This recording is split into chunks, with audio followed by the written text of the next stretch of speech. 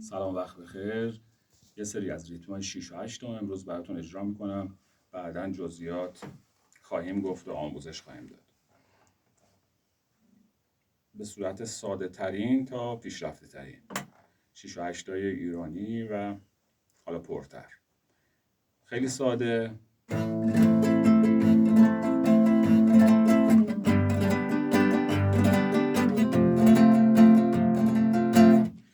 بعدی 1 2 3 4 5 6 خودمون.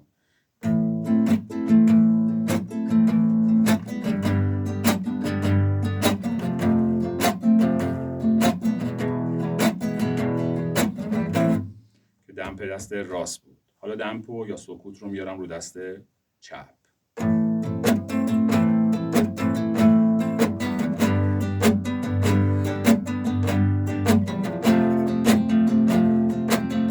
حالا 3 تا دمپ اضافه میکنم، یعنی 3 بار دستم رو روی سیم ها شل میکنم.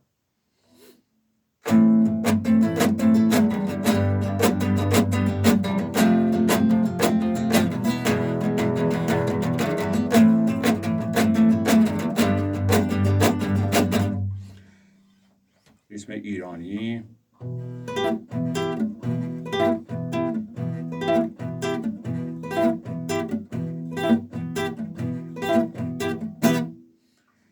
یه مقدار به 2/4 نزدیکتر.